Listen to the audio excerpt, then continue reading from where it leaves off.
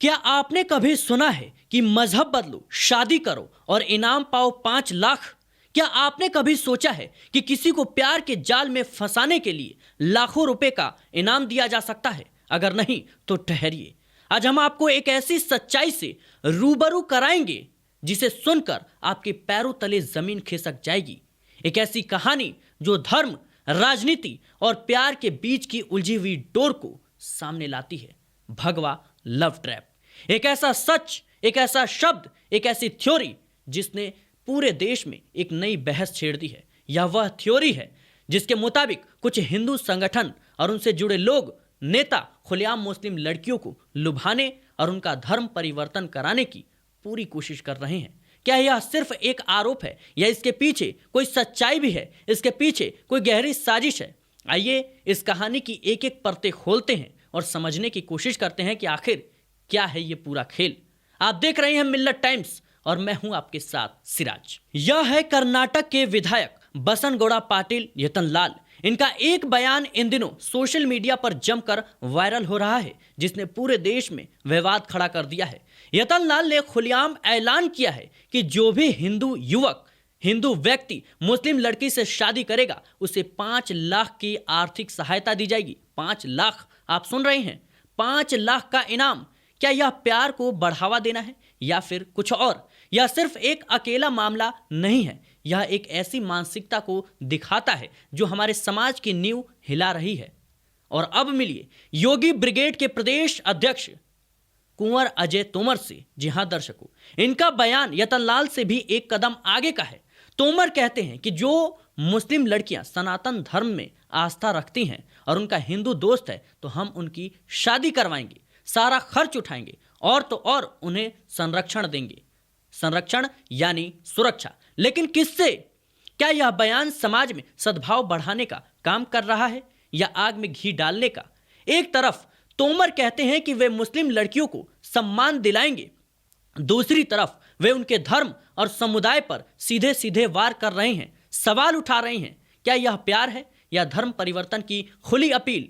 कि जो मुस्लिम लड़कियां हैं, जो सनातन धर्म में आस्था रखती हैं, जो कहीं ना कहीं हिंदू संस्कृति से, हमारे हिंदू पर्व और त्योहारों पर विश्वास रखती हैं, प्रसन्न रहती हैं, और उनका कोई मित्र अगर हिंदू है तो हम उनकी शादी कराएंगे, उनका खर्चा उठाएंगे शादी का, उनको संरक्षण देने का काम करेंगे, सुरक्षा देने का काम करेंगे। हम उनको मुजाहिद नहीं बनाएंगे, आतंकवादी नहीं बनाएंगे, फिदायन नहीं बनाएंगे।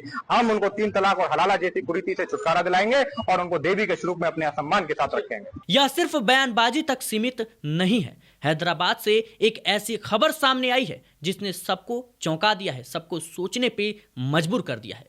यह रवि कुमार नाम के एक व्यक्ति ने अपनी पहचान छिपाकर 3 मुस्लिम लड़कियों को एक एक कर अपने प्यार के जाल में फंसाया और उनसे शादी कर ली। लेकिन उसकी तीसरी पत्नी ने खेल का पर्दा फाश कर दिया।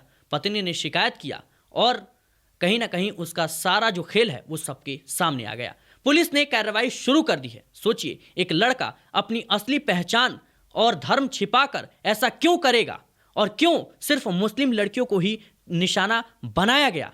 मुस्लिम संगठन इस घटना को भगवा लव ट्रैप का सीधा सीधा उदाहरण बता रहे हैं। उनका आरोप है कि यह मुस्लिम लड़कियों को गुमराह करने और उनका धर्म परिवर्तन कराने की एक सोची समझी साजिश का हिस्सा है।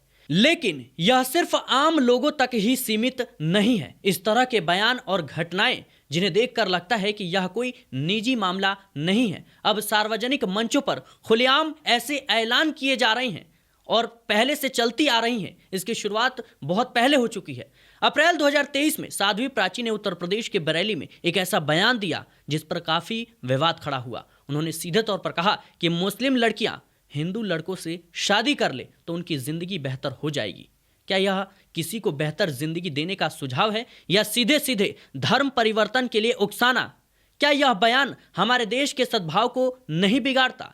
एक तरफ इस तरह के बयान दिए जा रहे हैं तो वहीं दूसरी तरफ हमें समाज के दबाव की एक और कहानी देखने को मिलती है। मई 2023 में उत्तराखंड के पौड़ी गढ़वाल से एक दिलचस्प मामला सामने आया। बीजेपी नेता यशपाल बेनाम ने अपनी बेटी की शादी एक मुस्लिम युवक से तय कर दी थी। लेकिन जैसे ही यह खबर सोशल मीडिया पर फैली, हिंदू संगठनों और सोशल मीडिया यूजर्स की तीखी प्रतिक्रिया देखने को मिली।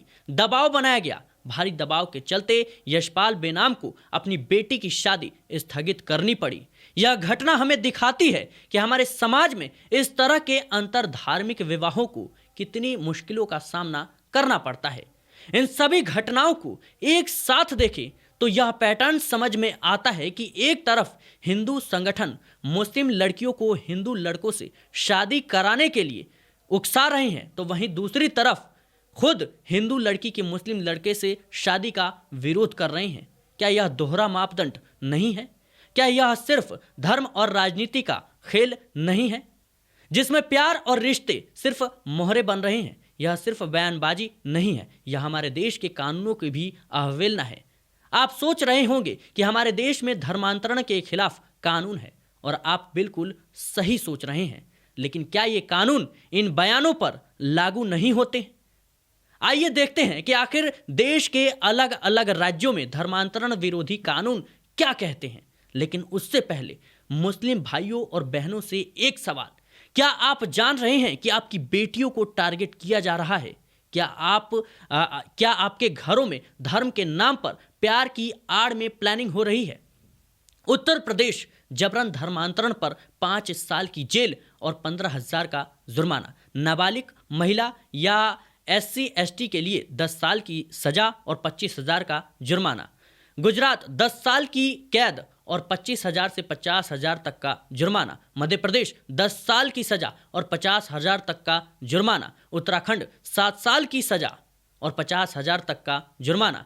ये कानून साफ साफ कहते हैं कि जबरन प्रलोभन देना या धोखे से धर्म परिवर्तन कराना एक गंभीर अपराध है। तो क्या ये नेता जो कर रहे हैं वो प्रलोभन नहीं है? क्या 5 लाख का इनाम देना प्रलोभन नहीं है? क्या शादी का पूरा खर्चा उठाने का वादा करना प्रलोभन नहीं है? जब देश के कानून इतने स्पष्ट हैं तो इन नेताओं पर कार्रवाई क्यों नहीं हो रही है? क्या सरकार इस मामले में निष्पक्ष है? यह सिर्फ एक राज्य का मुद्दा नहीं है, यह पूरे देश का मुद्दा है। हमारे समाज में सद्भाव और शांति बनाए रखने के लिए यह बहुत जरूरी है कि कोई भी व्यक्ति, चाहे वह कितना भी बड़ा क्यों ना हो, कानून से ऊपर खुद को ना समझे। जब ऐसे नेता खुलेआम इस तरह के बयान देते हैं तो यह समाज में विभाजन और नफरत का माहौल पैदा करते हैं। इससे कहीं ना कहीं नफरत का माहौल होता है। यह सिर्फ एक खबर नहीं है, यह एक चेतावनी है। एक चेतावनी कि अगर आप अभी भी नहीं समझे तो हमारे समाज को टूटने से कोई नहीं बचा सकता। ये बयान सिर्फ शब्दों का खेल नहीं है, ये हमारे समाज की नींव को हिला रहे हैं। हमें इन पर नजर रखनी होगी, सवाल उठाने होंगे, क्योंकि अगर हम शांत रहें तो यह आग पूरे देश में फैल सकती है। सावधान रहें, जागरूक रहें और एक दूसरे का सम्मान करें, एक दूसरे के धर्मों का ख्याल करें और सवाल पूछते रहें। फिलहाल इस पूरे मुद्दे को लेकर आपकी क्या राय है, हमें कमेंट बॉक्स में जरूर बताएं। देश और दुनिया की तमाम खबरों के लिए बने रहें मिल्लत टाइम्स के साथ। मिल्लत टाइम्स आपके लिए लेकर आया है सब्सक्रिप्शन प्रोग्राम। डिस्क्रिप्शन में मौजूद लिंक पर क्लिक करें या यहाँ दिया गया QR कोड स्कैन करें, जिसके बाद एक पेज खुलेगा जहां आप 99 रुपये का या कोई दूसरा प्लान चुन सकते हैं।